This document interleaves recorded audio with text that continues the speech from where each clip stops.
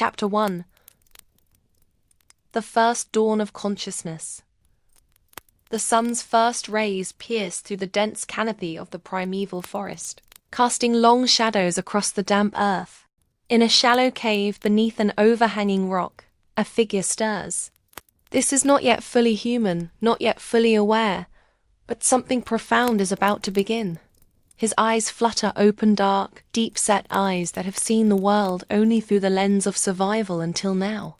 The creature we might call our ancestor stretches his muscular, hair-covered limbs. His body is compact and powerful, built for endurance rather than speed, with long arms that nearly touch the ground when he stands upright. His skull is smaller than ours, his brow ridge prominent, casting shadows over those awakening eyes. For the first time in his existence, something different happens in that moment between sleep and wakefulness. Instead of immediately scanning for threats or food, he pauses. His gaze fixes on his own hand, lying palm up on the rocky floor. The fingers twitch involuntarily, and he watches with something we might recognize as wonder. This is consciousness beginning to turn inward, the first flicker of self-awareness that would eventually separate his descendants from all other creatures on Earth. The morning air carries the scent of rain-soaked leaves and distant smoke from a lightning strike. His nostrils flare automatically, processing these signals. But today, instead of simply reacting, a part of his mind seems to catalogue these sensations differently. The smell of wet earth doesn't just mean safety or danger, it means something he cannot yet name, that somehow recognizes as important. He sits up slowly, his movements careful and deliberate. Around him, the cave shows signs of repeated occupation. Scratched walls where he has sharpened stones, a pile of bones from previous meals, and in the corner, a collection of smooth river rocks that serve no obvious survival purpose. Perhaps they caught the light in a way that pleased some emerging aesthetic sense, or their weight felt satisfying in his palm. These small collections represent the very beginning of human culture, the desire to possess objects not for their utility, but for reasons that exist only in the mind.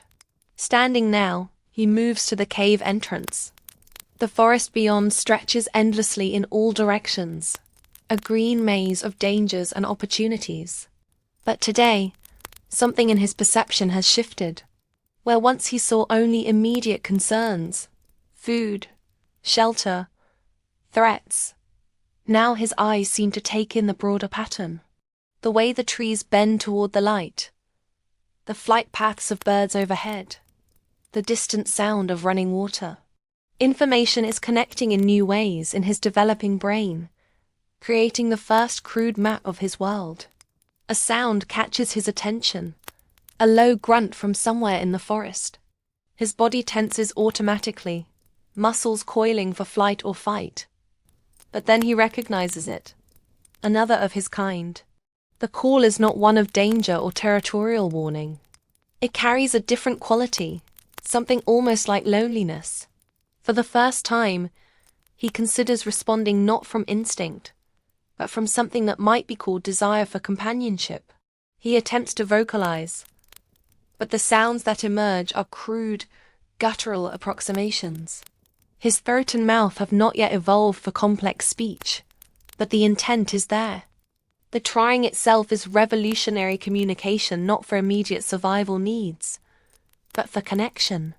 His vocal cords strain with the effort, producing sounds somewhere between growl and whisper. The response comes almost immediately, a similar vocalization from the forest. Closer now. He steps forward, leaves crunching beneath his bare feet. Each step is a small act of courage, moving toward the unknown, not because survival demands it, but because something within him seeks contact with another conscious being. As he moves through the dappled sunlight of the forest floor, his senses seem heightened beyond their usual survival alertness. The texture of bark beneath his palm as he steadies himself against a tree trunk, the play of light and shadow creating patterns that somehow seem meaningful. The distant cry of a bird that sounds almost like music, all of these register in his awareness with new intensity. His journey through the forest becomes a journey through his own awakening consciousness. When he pauses to drink from a clear stream, he catches sight of his reflection and stops, transfixed. The face looking back at him is familiar yet strange. He reaches out to touch the surface of the water, watching the image ripple and reform. This simple interaction with his own reflection represents a cognitive leap of enormous proportions, the recognition of self as separate from the world around him. The other voice calls again, very close now. Through a gap in the trees, he glimpses another figure similar to himself but clearly different. Perhaps smaller, with different coloring, or moving with a slightly different gait. The sight triggers something beyond mere recognition of another member of his species. There's an emotional response, complex and unprecedented. Curiosity mixed with caution, loneliness alleviated by presence, and something that might be the very beginning of empathy. They approach each other slowly, every movement careful and deliberate. When they're within arm's reach, they stop. Their eyes meet and hold another revolutionary moment. Eye contact beyond the brief glances of dominance displays or mating signals. This is communication at its most basic level. Consciousness, recognizing consciousness. What passes between them in this moment cannot be translated into words, because words do not yet exist. But something profound is exchanged and acknowledgement. A recognition, perhaps the first true social bond based not on immediate survival needs, but on the recognition of shared consciousness. The day continues with these two creatures moving through their world together. But everything has changed. They notice things together that neither might have observed alone. When one points to a cluster of berries high in a tree, the other follows the gesture and understands not just the location of food, but the concept of shared attention. When they work together to retrieve the fruit, their cooperation transcends mere practical necessity and becomes a form of primitive collaboration based on mutual understanding. As the sun begins to set, painting the forest in shades of gold and amber, they find shelter together in a grove of ancient trees. The end of this first day of true awakening finds them settled beside each other, not quite touching but sharing warmth and presence. In the growing darkness, the sounds of the forest take on different meanings, not just signals of danger or opportunity, but elements in the complex symphony of their expanding world. The stars emerge overhead, countless points of light in the vast darkness. For the first time in the history of their species, two conscious beings look up at the night sky, not just as a source of navigation or timing, but with something approaching wonder. They cannot understand what they see, cannot place those distant suns in any context that makes sense, but they feel the vastness of it, the mystery of their place in something infinitely larger than their small forest world. This is the beginning of human consciousness, not as a sudden transformation, but as an awakening. The recognition of self, the desire for connection, the appreciation of beauty, the sense of wonder at the unknown. All of these qualities that would eventually drive their descendants to create art, explore the farthest reaches of the earth, and reach toward the stars themselves, begin here in this simple moment of two early humans sharing the experience of being aware. As they settle into sleep, their unconscious minds continue processing the day's experiences, forming the first crude templates for memory and learning that would eventually become human culture. Tomorrow will bring new challenges, new discoveries, new steps along the path from unconscious survival to conscious living. But tonight, under the eternal stars, consciousness takes its first breath in the history of our world. Chapter 2. The gnawing emptiness, the second dawn, brings with it a familiar sensation that our awakening ancestors know intimately, the sharp, insistent pain of hunger. But today, this ancient enemy reveals itself differently to their newly conscious minds. What was once simply a biological imperative to seek food has become something more complex. an awareness of need, a recognition of vulnerability, and the first stirrings of planning beyond immediate gratification. The two figures huddle together in the pre-dawn chill, their breath visible in small puffs of vapor. The empty sensation in their bellies is not just physical discomfort now, it is a problem to be understood and solved. Our male ancestor places a hand on his stomach, pressing against the hollow ache, and for the first time in his species' existence, truly comprehends the source of his distress. This understanding, simple as it seems, represents a crucial step in human development, the ability to recognize internal states and their causes. They rise together as the forest begins its daily awakening. Birds call from the canopy above. Small creatures rustle through the underbrush, and the air carries the mingled scents of dew, earth, and growing things. But their new consciousness filters these sensations differently than before. The bird calls aren't just sounds, they indicate direction and distance. The rustling suggests prey animals moving through their territory. The scents carry information about plant foods, water sources, and the passage of other creatures. Their search for food becomes humanity's first true expedition into problem-solving.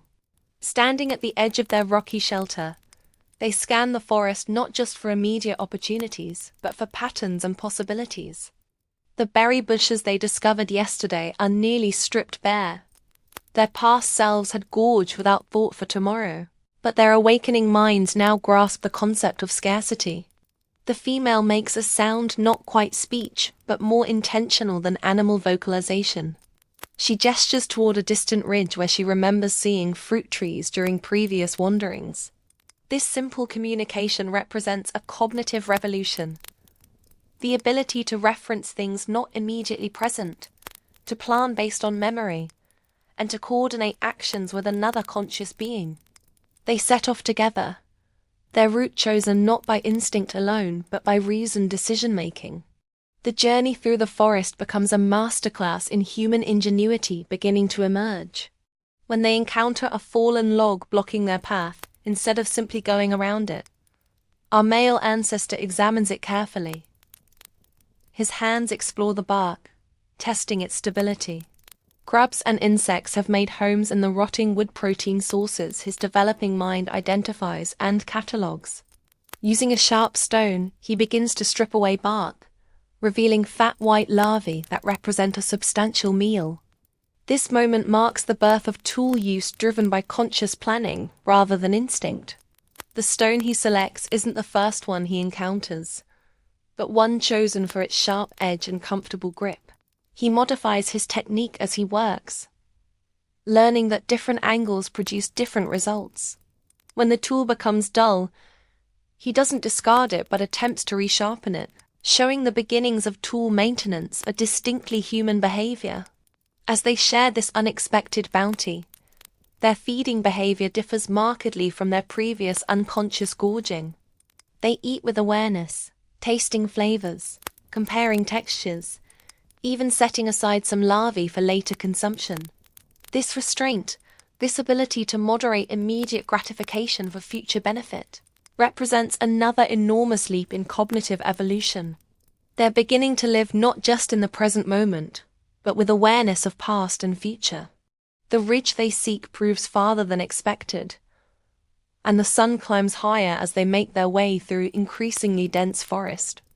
Our ancestors encounter new challenges that test their developing problem-solving abilities. A deep ravine blocks their direct path, where once they might have turned back or taken the first available detour, they now pause to consider options. The female notices a large tree that has fallen across the ravine downstream, creating a natural bridge. But reaching it requires navigating through thick brambles. The male observes that the thorny bushes are heaviest with berries, food, and obstacle combined.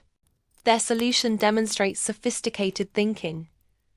They use long sticks to push aside the thorns while harvesting berries, turning impediment into opportunity. Their crossing of the fallen tree reveals new aspects of emerging human consciousness. Fear of heights, previously a simple survival instinct, becomes something they can observe and overcome through willpower. The male crosses first, moving carefully but deliberately, his conscious mind overriding instinctive caution when reason suggests the risk is worthwhile. The female follows, and their success in reaching the other side brings something unprecedented. Satisfaction not just from achieving a goal, but from proving to themselves that they can overcome fear through planning and courage. The ridge top offers a panoramic view of their world that strikes them with wonder. From this height, the forest spreads below them like a vast green sea, extending to distant mountains they've never seen before. The perspective transforms their understanding of space and their place within it. They are beginning to develop what we might recognize as the first crude sense of geography, awareness that their familiar territory is part of something much larger and more complex.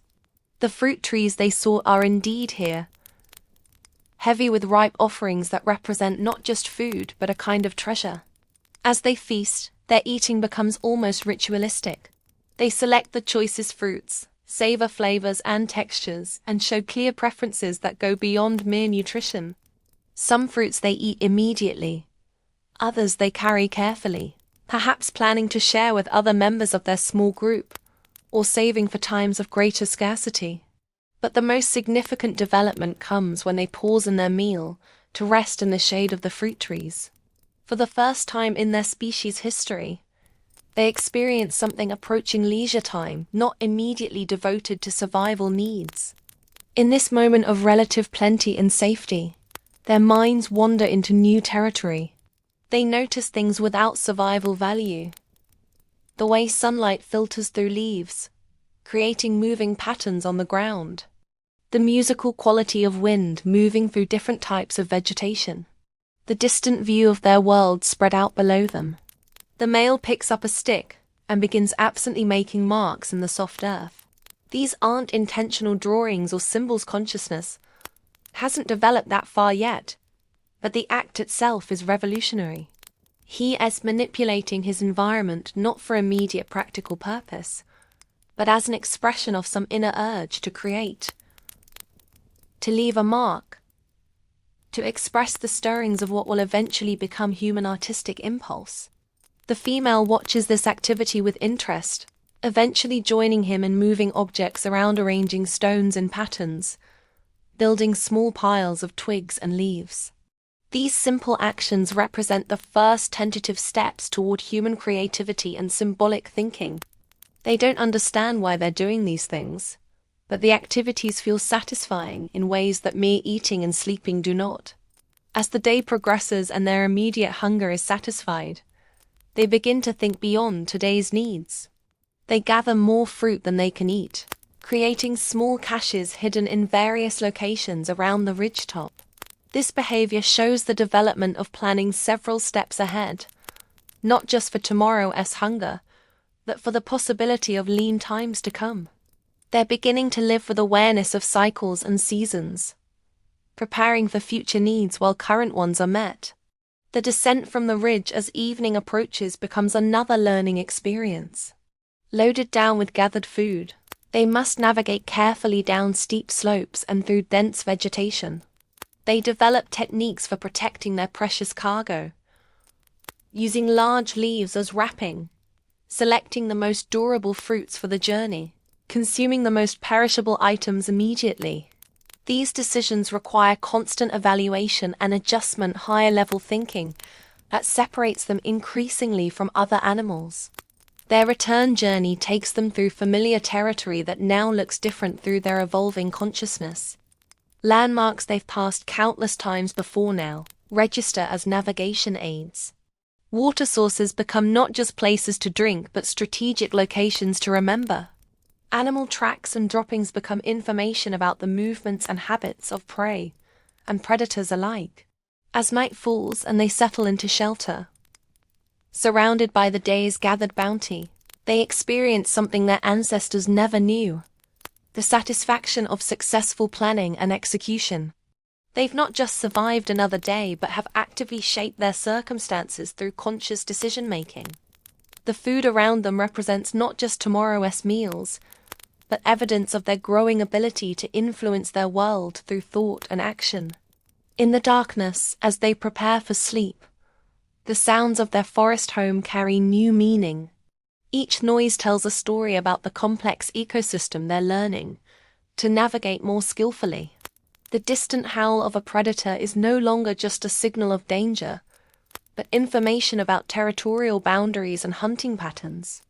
The rustle of small creatures in the underbrush suggests future hunting opportunities. Even the sounds of the forest settling for the night become part of an increasingly detailed mental map of their world.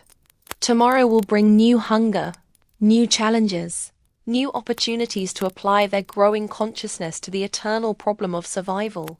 But tonight, for the first time in the history of early human development, two of our ancestors sleep surrounded by the fruits of genuine planning and cooperation. Their developing minds already beginning to dream of possibilities beyond immediate survival. The transition from reactive existence to proactive living has begun. Chapter 3. The Mystery of Warmth. The third dawn breaks grey and cold, carrying with it the first sharp reminder that survival requires more than food and shelter. It demands mastery over the elements themselves. Our two awakening ancestors huddle together in their rocky alcove, their naked bodies pressed close for warmth, breath coming in visible puffs that speak of temperatures dropping toward dangerous levels. The cold is no longer simply discomfort. Their developing consciousness recognizes it as a threat that must be understood and overcome. The male ancestor's hands are stiff with cold as he attempts to crack nuts gathered the day before. His fingers, usually nimble enough to select the finest tools and handle delicate foods, struggle with even simple tasks. He pauses in his work to examine his hands, turning them over as if seeing them for the first time. The reddened skin, the stiffness of joints, the way warmth seems to flow away from his body into the cold air.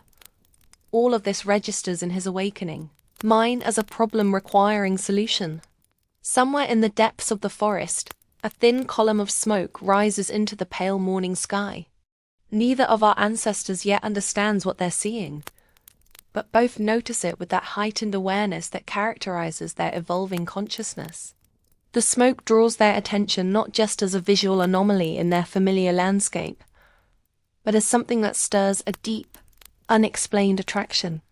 Some primitive instinct buried in genetic memory from countless generations whispers that this strange, rising darkness holds significance beyond their current understanding. They venture out together into the cold morning, their movements stiff and reluctant. Every step on the frost-covered ground sends sharp sensations through their bare feet. Not just pain, but information their awakening minds begin to process differently. Cold ground means certain types of food will be scarce. It means water sources may be frozen or altered. It means their familiar routes through the forest may become treacherous with ice and unstable footing. The source of the smoke lies farther into the forest than they've explored together, in a small clearing where lightning has recently struck a massive dead tree. What they discover there will change the trajectory of human development forever. Fire, burning without human intervention, consuming fallen wood, and creating something they've never truly observed before: controlled warmth. The sight stops them both in their tracks. The dancing flames create patterns of light and shadow that fascinate their developing visual processing centers.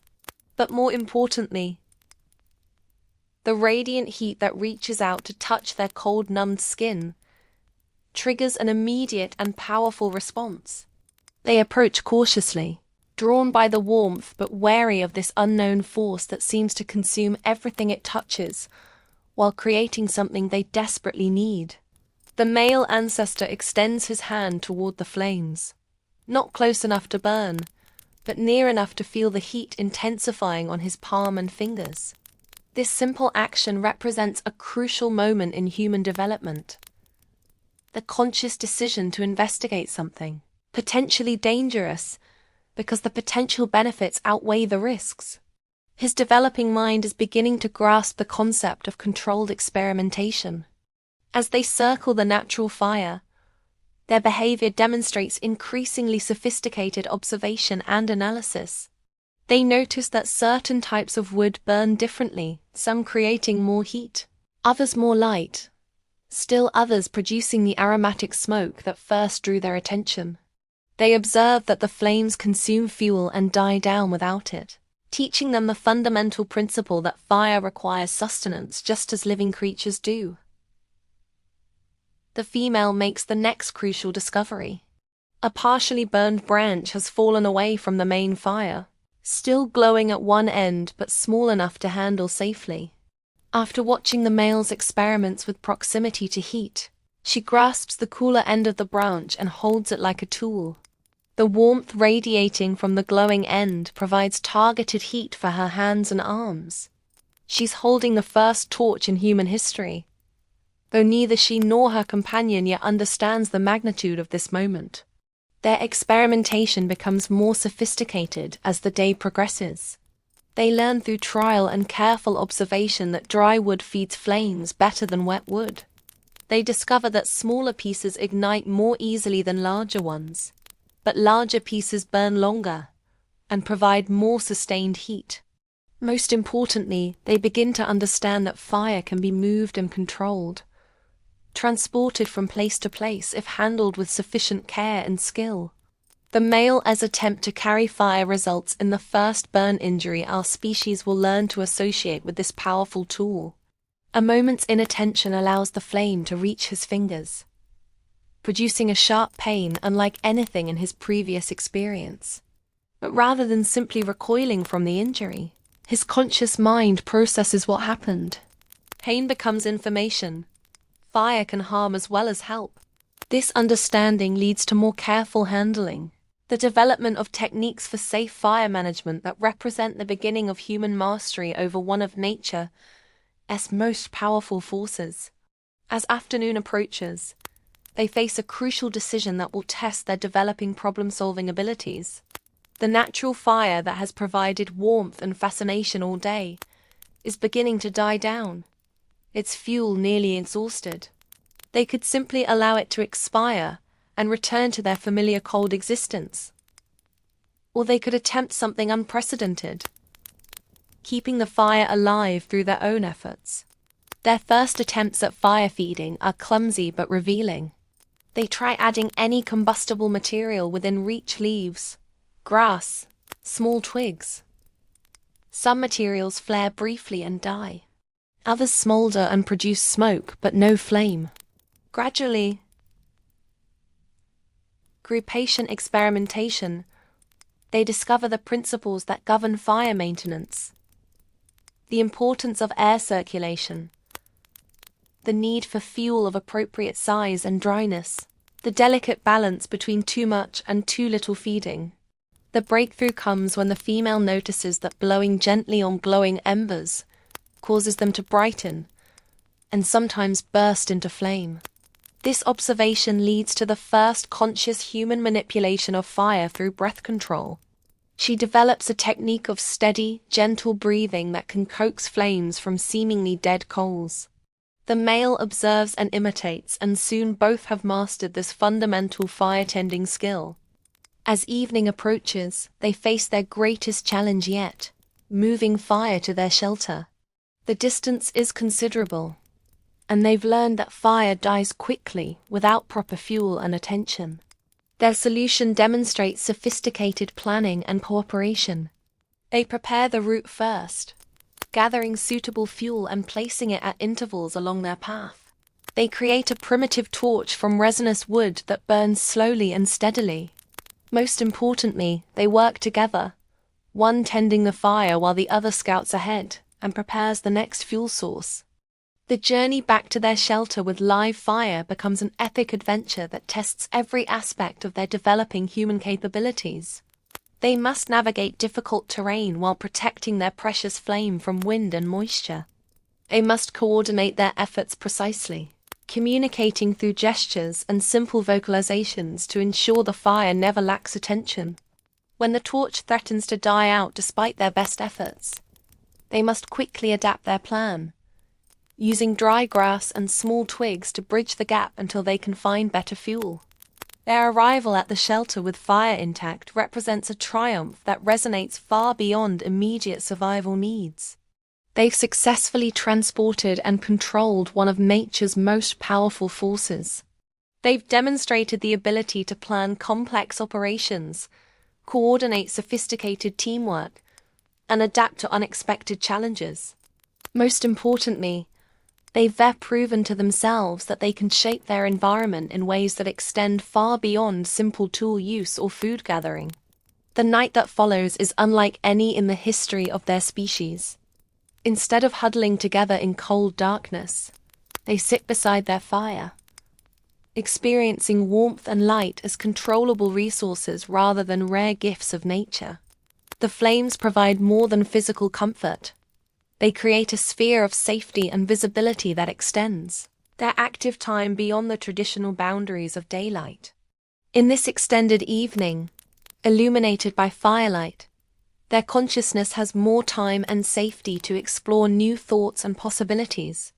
The fire transforms their relationship with their environment in ways they're only beginning to understand. Predators that might normally approach their shelter stay away from the unfamiliar light and scent of smoke. The extended visibility allows them to continue working on tools and food preparation after dark. Most remarkably, the fire becomes a focal point for their developing social interactions. They sit facing each other across the flames, their communications becoming more elaborate and sustained than ever before. As they prepare for sleep, keeping the fire alive becomes their shared responsibility. They develop a system of taking turns to add fuel and tend the flames, ensuring continuous warmth through the cold night. This cooperation requires trust, communication, and shared commitment to a common goal. Sophisticated social behaviors that mark another crucial step in human development. The fire burns steadily through the night, its light pushing back the darkness and its warmth, creating a small pocket of human-controlled environment in the vast wilderness. Our ancestors sleep more deeply and restfully than they have in their lives. Their bodies no longer struggling constantly against cold. But more than physical comfort, the fire provides something precious to their developing consciousness. The knowledge that they can change their world, that they are not merely passive recipients of whatever conditions nature provides. Tomorrow will bring new challenges and opportunities to expand their mastery of fire.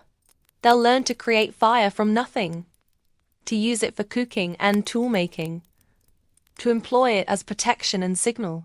But tonight, for the first time in the history of early human development, two of our ancestors sleep beside a controlled flame, their minds already beginning to envision possibilities that fire makes possible.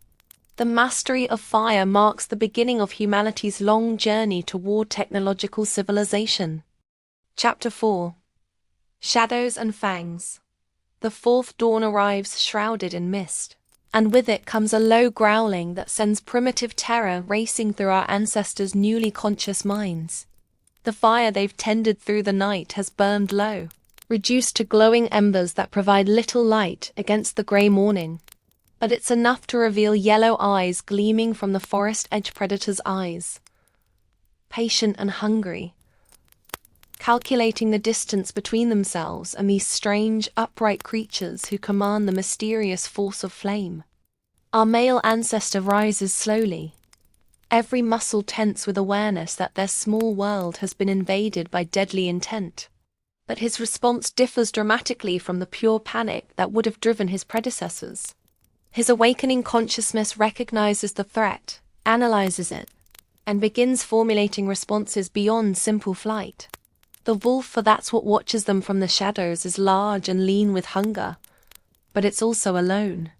These observations register in his mind as tactical information rather than mere sources of fear. The female maintains careful stillness, but her eyes are active, scanning their shelter and the surrounding area for advantages and escape routes. Her developing spatial awareness maps multiple possibilities. The narrow opening behind them that leads deeper into the rocky hillside, the scattered stones that might serve as weapons, the thick branches that could be wielded as clubs. Most importantly, She recognizes that the fire, even in its reduced state, seems to make the predator hesitant. Some instinctive memory tells her that flame equals safety. The wolf steps forward, testing their resolve. Its movement is fluid and confident, but it stops well short of the fire's influence. This hesitation provides our ancestors with crucial information. The predator fears the flame as much as they fear the predator. The balance of terror is more even than it first appeared. The male reaches carefully toward the pile of prepared fuel beside their fire pit. His movements slow and deliberate to avoid triggering an attack response.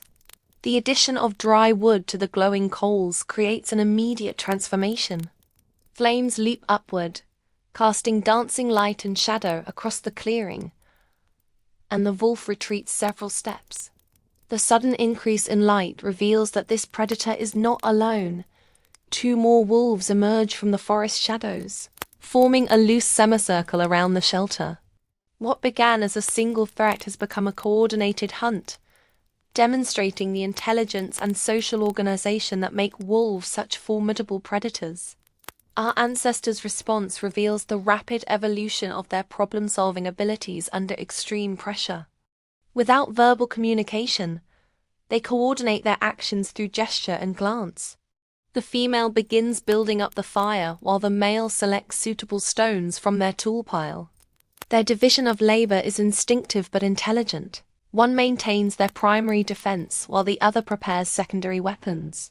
The largest wolf, clearly the pack leader, tests their defenses with a feinting charge that brings him within a few feet of the fire before he wheels away. This attack serves multiple purposes. It gauges their reaction time, tests the effectiveness of the flame barrier, and reveals information about their capabilities as opponents. But our ancestors' response demonstrates that they relearning to read predator behavior and respond strategically rather than reactively. The male throws his first stone, not at the attacking wolf, but at a point several feet in front of it, creating a sharp crack against rock that startles the entire pack. This shows sophisticated tactical thinking, using noise and surprise rather than attempting direct harm with limited weapons. The technique proves effective.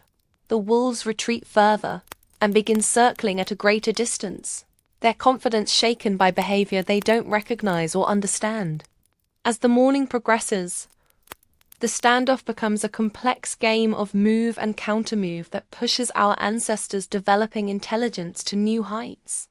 They discover that certain actions, sudden movements, loud noises, advancing with fire held ahead of them, cause predictable responses in their opponents.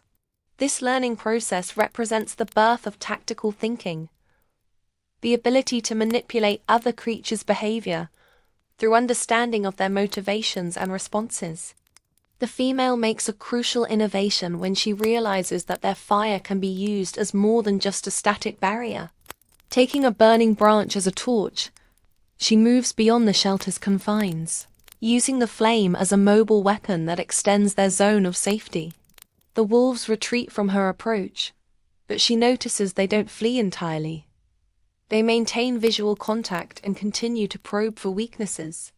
Her conscious mind recognizes that this is a waiting game, a test of endurance and resources.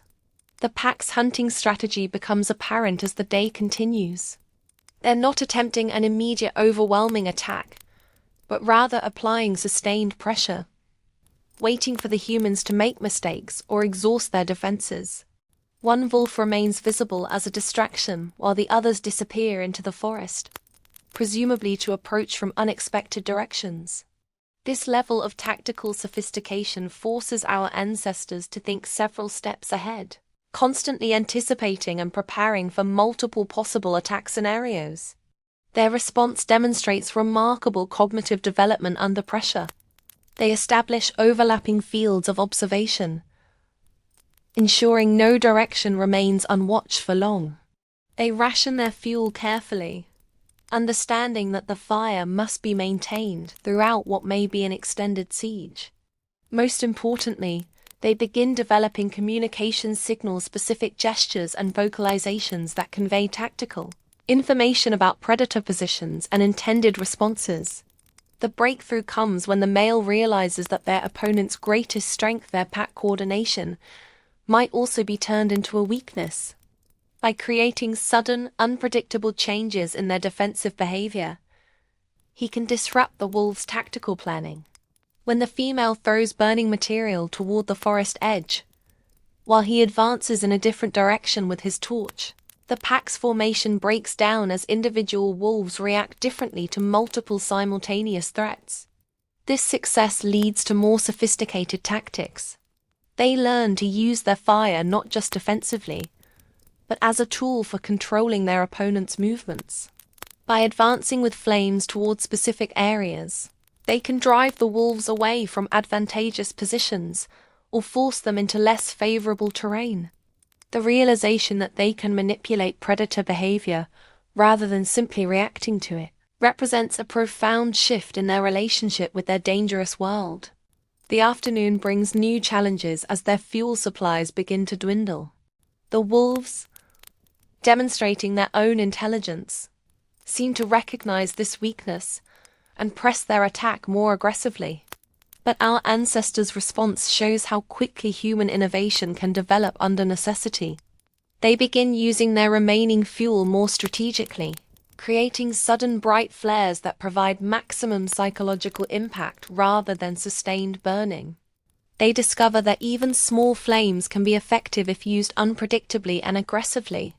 The decisive moment comes when one wolf, driven by hunger and encouraged by the diminishing fire, attempts a direct attack. The male's response combines all the skills they developed during the day's crisis. He uses his torch to create a barrier while throwing stones with his free hand, driving the attacker back while the female builds up the fire behind him. But more importantly, their coordinated response demonstrates something unprecedented in early human behavior: the ability to maintain complex tactical cooperation under immediate physical threat. The failed attack breaks the pack's confidence completely. Faced with prey that fights back effectively, that coordinates their responses, and that controls the mysterious force of fire, the wolves finally abandon their hunting attempt. Their withdrawal is not a panicked flight, but a strategic retreat. They leave slowly, maintaining visual contact until they're well beyond effective stone-throwing range, demonstrating that they respect but do not fear these new opponents. As evening approaches and safety seems assured, our ancestors begin processing the day's experiences in ways that will fundamentally change their species' relationship with danger. They've learned that they can stand against predators that would have been certain death for their predecessors. They've developed tactics, coordination, and tool use that transforms them from prey into formidable opponents. Most importantly, they've proven to themselves that intelligence and cooperation can overcome physical disadvantages. The night that follows is spent not just in recovery from the day's stress, but in a kind of primitive after-action analysis. Through gesture, vocalization, and demonstration, they review what worked and what didn't. They practice their stone-throwing techniques, experiment with different ways of wielding fire as a weapon, and develop improved coordination signals. This deliberate learning process, this ability to extract tactical lessons from experience and apply them to future situations, marks another crucial step in human cognitive development. Their fire burns brighter that night, built up not just for warmth, but as a symbol of their mastery over the forces that threaten them. They sleep in shifts, maintaining watch and keeping the flames alive, but their rest is deeper and more confident than before. They faced mortal danger and emerged victorious through intelligence, cooperation, and tool use, the fundamental combination of capabilities that will eventually allow their descendants to dominate every environment on Earth. The distant howling of the wolf pack, now hunting elsewhere, no longer sounds like a threat, but like acknowledgement of a new kind of creature in the forest. Our ancestors listened to those calls with understanding rather than fear. their conscious minds already beginning to envision other ways they might use their developing capabilities to reshape the balance of power in their dangerous world. They've taken their first step toward becoming apex predators not through physical superiority, but through the application of conscious intelligence to the eternal struggle for survival. Chapter 5. Shaping Stone and Bone. The fifth morning dawns clear and cold, revealing a world transformed by the previous day's victories. Our ancestors wake beside their carefully tended fire with something unprecedented in their species: experience. The confidence that comes from proven mastery over their environment. But with this new security comes a different kind of awareness. The recognition that their crude tools and makeshift weapons, while effective against the wolves, represent only the beginning of what might be possible. The male ancestor examines the stones he threw during yesterday's confrontation, now scattered around their shelter. His developing consciousness notices details that would have been meaningless to his purely instinctual predecessors. How some stones flew straighter and farther than others. How certain shapes felt more comfortable in his grip. How different types of rock produced different results when they struck targets. These observations aren't just memories. They read data that his awakening mind is beginning to organize into principles of tool design and effectiveness. One particular stone catches his attention. A piece of flint that was chipped during yesterday's battle. The impact has created a sharp edge that gleams in the morning light, keener than any natural cutting surface he's encountered. He picks it up carefully, testing the edge against a piece of wood from their fuel pile. The stone slices through the wood with ease, creating clean cuts that would be impossible with his fingernails or teeth alone. This accidental discovery represents humanity's first glimpse into the transformative power of deliberate tool modification. A female, meanwhile, examines the bones from their recent meals with new interest. Yesterday's crisis has awakened in her a heightened awareness of objects as potential tools and weapons. A leg bone from their last large kill is long and heavy, with a natural grip where it once connected to the joint. When she hefts it experimentally, her hands recognize its potential as a club far superior to the simple branches they wielded against the wolves. But her attention is drawn to something more subtle: the way the bone has been naturally shaped by the creature's life and death. One end is thick and heavy, perfect for delivering crushing blows. The other end has been gnawed to a point by their own teeth during feeding, creating an unintentionally sharp implement. Her conscious mind begins to connect these observations. If natural processes can create useful shapes, perhaps deliberate action could create even better ones. Their experimentation with tool modification begins tentatively, driven by curiosity rather than immediate need. The male attempts to replicate the sharp edge on his accidentally chipped flint by striking it with another stone. His first efforts are clumsy, producing only fragments and bruised knuckles. But each failure provides information about technique, angle, and force. His developing problem-solving abilities drive him to adjust and try again, gradually developing a crude understanding of stone knapping principles. The female takes a different approach with her bone tools.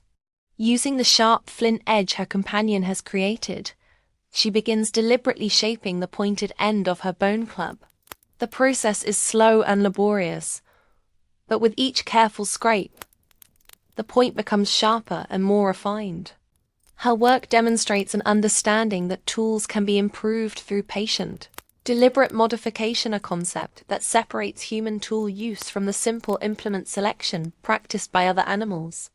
As they work, their activities attract the attention of small forest creatures, drawn by curiosity about these strange, upright beings who manipulate objects with such unusual purpose.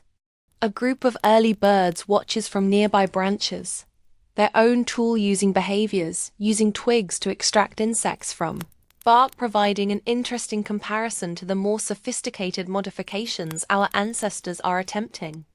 Gnawing's work produces their first consciously designed implements, a sharp-edged stone that cuts more effectively than any natural tool, and a bone point that can pierce materials too tough for fingernails or teeth.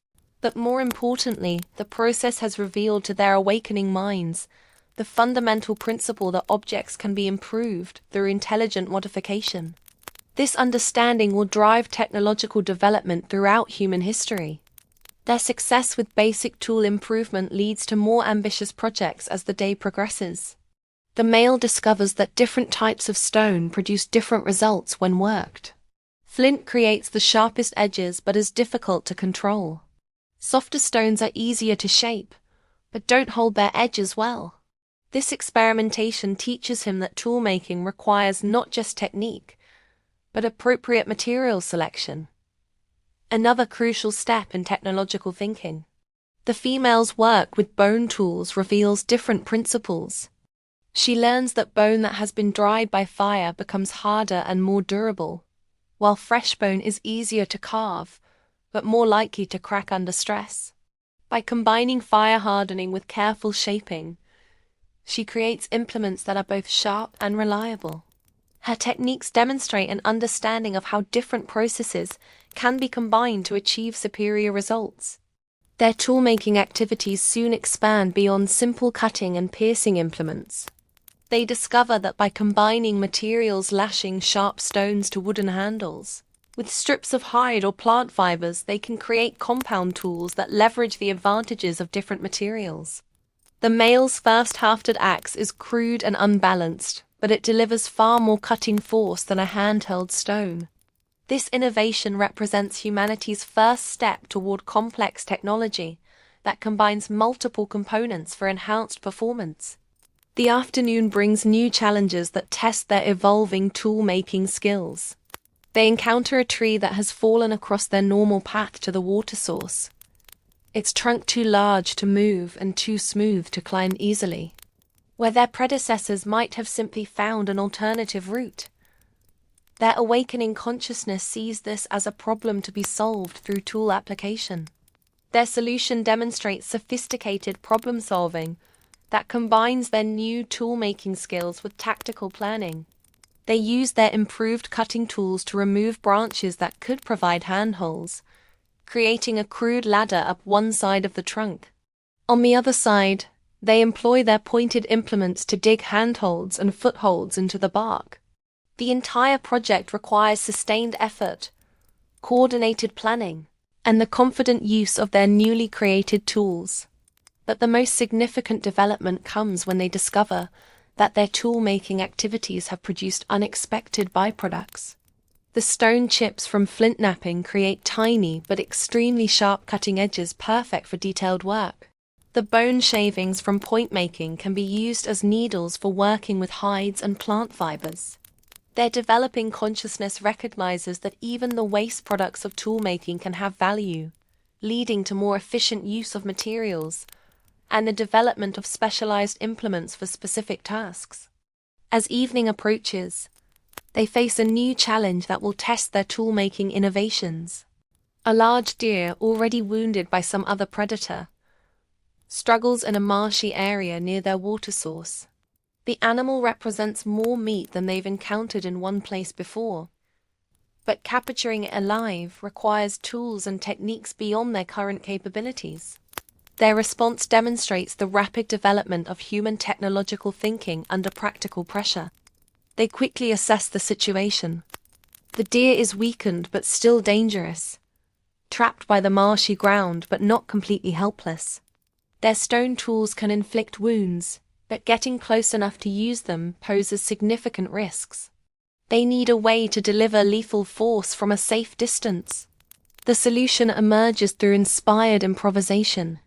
Using long, straight branches and their newly developed lashing techniques, they create humanity's first spears weapons that extend their reach and multiply their force, while keeping them out of range of hooves and antlers. The male's first spear is unbalanced and unwieldy, but the female's incorporates lessons learned from their earlier tool-making experiments. Careful selection of shaft material, precise placement of the stone point, and secure attachment using multiple wrapping techniques. Their hunt demonstrates sophisticated coordination of technology and tactics. They approach the trapped animal from different angles, using their spears to control its movement and gradually weakening it while avoiding direct confrontation. When the deer finally falls, they've then not only secured a substantial food source, but proven that their tool-making capabilities can transform them from scavengers into active hunters. The butchering of their prize becomes another tool-making workshop as they discover new applications for their implements. Their sharp stone tools make processing the carcass much more efficient than the tooth and claw methods their predecessors would have used. They save particularly useful bones for future tool-making, recognize valuable hide sections that could be worked into carrying containers or protective coverings, and even identify materials like sinew and tendons that could serve as superior lashing materials. As night falls, and they settle beside their fire surrounded by the products of their day's work, our ancestors experienced something unprecedented in their species' history. The satisfaction that comes from consciously improving their capabilities through intelligent effort. Their collection of tools represents more than just useful objects. It's evidence of their growing ability to envision problems, develop solutions, and create implements that extend their natural abilities far beyond their biological limitations. The fire illuminates their workspace, revealing an array of carefully crafted implements. Cutting tools with precisely shaped edges, pointed instruments designed for specific tasks, compound tools that combine multiple materials, and weapons that project their force across distances. Each tool represents not just functional utility, but cognitive development, the ability to envision improvements, plan complex sequences of actions, and execute sophisticated modifications to achieve predetermined goals. Their sleep that night is different from all previous rest. They lie surrounded not just by the security of fire and shelter, but by tangible evidence of their mastery over materials and forms. Their tools require maintenance and protection, representing an investment in future capabilities that extends their thinking beyond immediate survival needs. They're beginning to accumulate capital durable improvements to their situation that will continue providing benefits over time. Tomorrow will bring new opportunities to refine their techniques, develop more sophisticated tools, and apply their growing technological capabilities to fresh challenges. But tonight marks a crucial turning point in human development. The transition from using found objects as simple tools to consciously designing and creating implements specifically intended to solve particular problems. Our ancestors have become not just tool users but tool makers, setting their species on the path toward technological mastery that will eventually reshape the entire world. Chapter 6. The Meeting of Minds. The sixth dawn brings with it sounds that our ancestors have never heard before. The distant voices of their own kind, carried on the morning wind from somewhere beyond the familiar boundaries of their territory. But these are not the simple grunts and calls they themselves have begun to use. These sounds carry patterns, rhythms, and complexities that suggest something far more sophisticated than anything in their own limited repertoire of communication. Our male ancestor stands at the edge of their shelter, his collection of carefully crafted tools at his side, listening intently to these strange vocal sounds. His developing consciousness recognizes that he's hearing other members of his species, that something about their vocalizations suggests capabilities beyond his own understanding. The sounds seem to carry meaning in ways that his own crude attempts at communication do not. Structured patterns that imply the exchange of complex information, rather than simple emotional responses. The female joins him, equally fascinated by these mysterious voices. Together, they make a decision that demonstrates how far their cognitive development has progressed. Instead of avoiding these unknown members of their species, they choose to seek them out. This decision requires overcoming deep-seated instincts about territorial boundaries and stranger danger, replaced by curiosity and the growing recognition that cooperation with others like themselves might offer advantages beyond those they've already discovered together. Their preparation for this encounter reveals the sophisticated planning abilities they've developed. They carefully select which tools to carry, implements that demonstrate their capabilities without appearing threatening, cutting tools for utility, and weapons kept ready but not prominently displayed. They cache their most valuable possessions in secure hiding places, understanding that this meeting might require extended absence from their home base. The journey toward the mysterious voices takes them through unfamiliar territory, requiring constant navigation decisions and risk assessment. Their route finding demonstrates advanced spatial reasoning, as they balance the directness of approach against the safety of familiar terrain.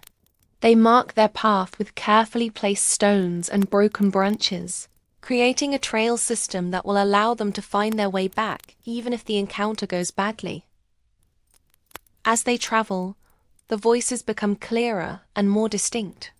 What they're hearing is unmistakably a group of their own kind, but the complexity of the vocal interactions suggests social organization and communication capabilities far beyond their own experience. These are not just individual calls, but overlapping conversations, coordinated group discussions, and what might even be the earliest forms of primitive language. The source of these voices proves to be a large clearing beside a substantial river, where they discover something that transforms their understanding of what their species can achieve. A permanent settlement.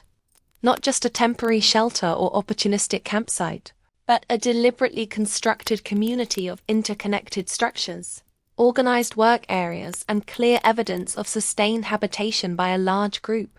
Their first glimpse of this settlement from the forest edge reveals wonders beyond their previous imagination.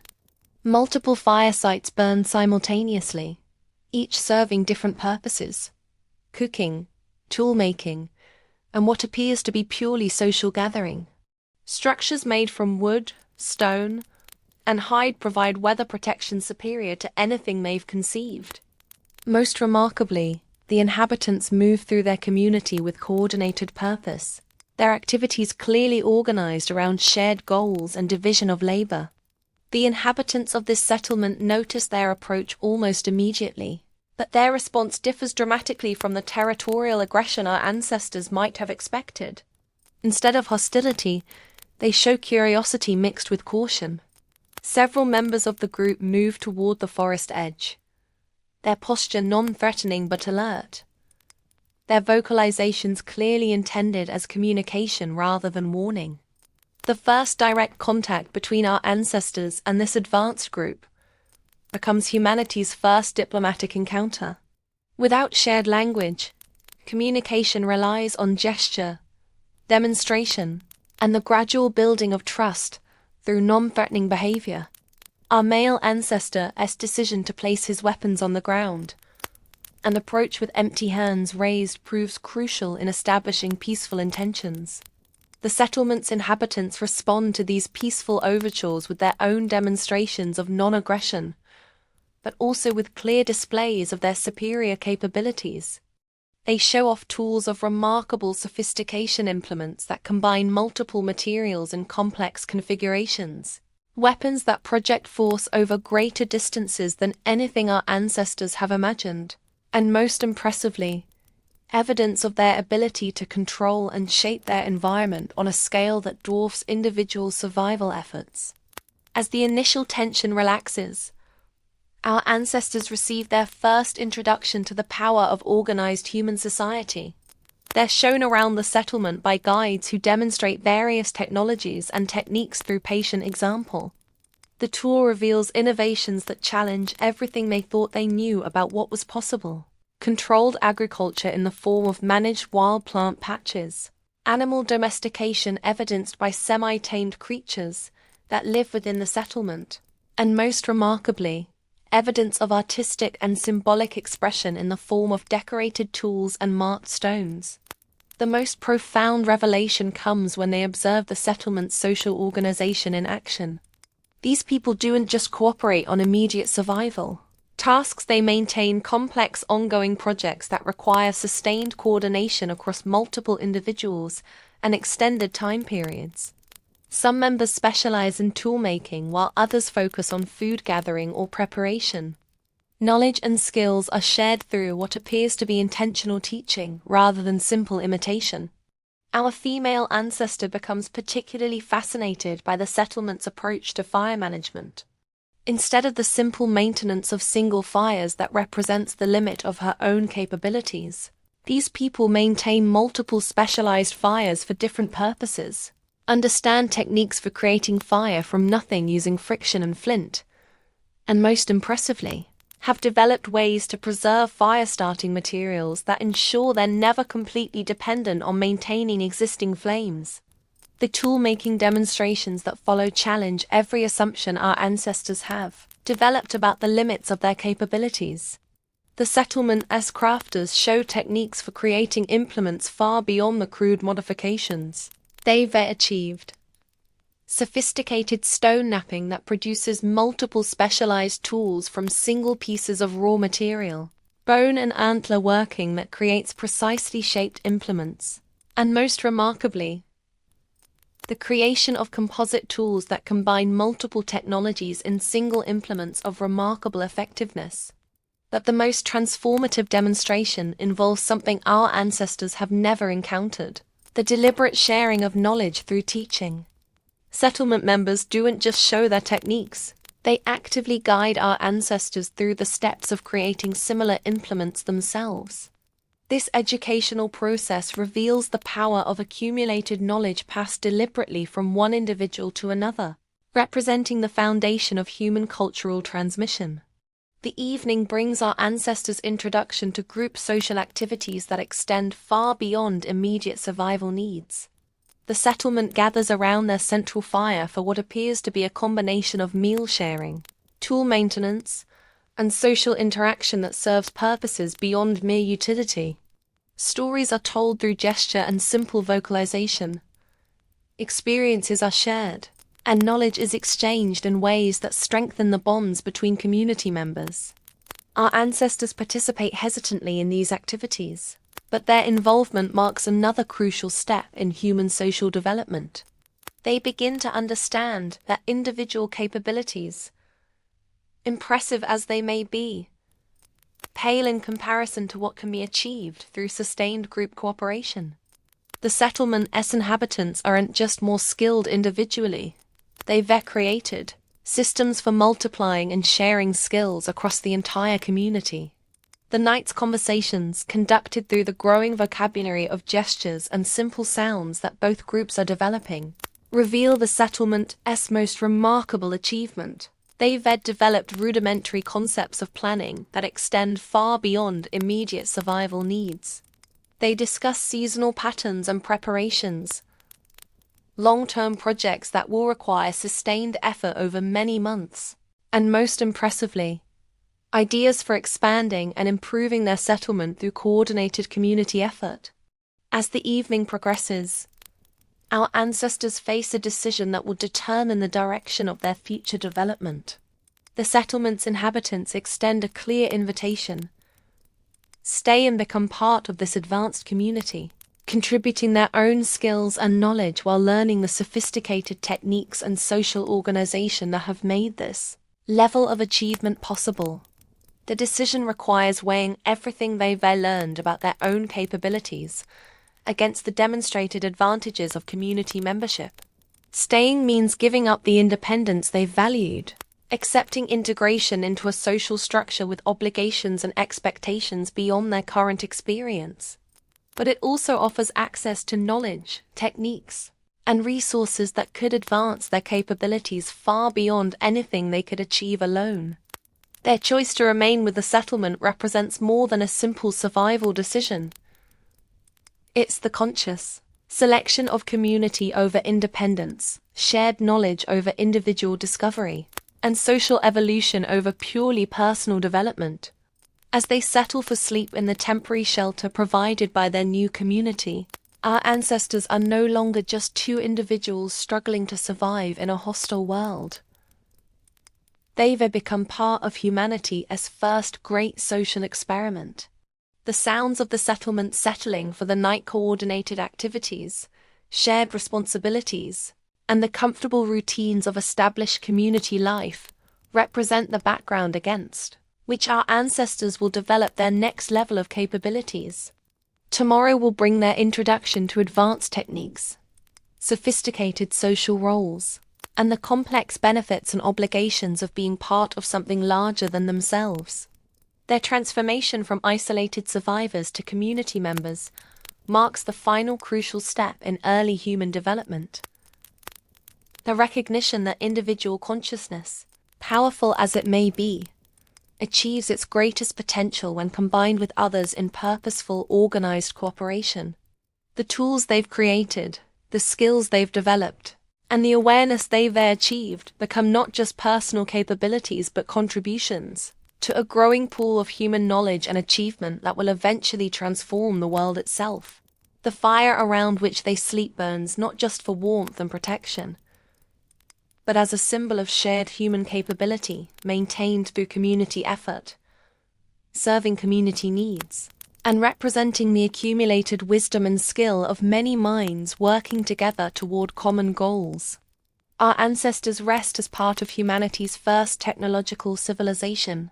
Their individual journey of awakening consciousness now merge with the larger story of human social and cultural evolution. This is how consciousness became culture, how individual awareness became shared knowledge, and how the first stirrings of human intelligence began their transformation into the complex societies that would eventually span the globe. The journey from isolated awareness to community membership represents the foundation of everything that distinguishes human civilization from simple animal survival. In choosing community, our ancestors chose the path that would lead their descendants to reshape the entire world through the power of organized, shared human consciousness.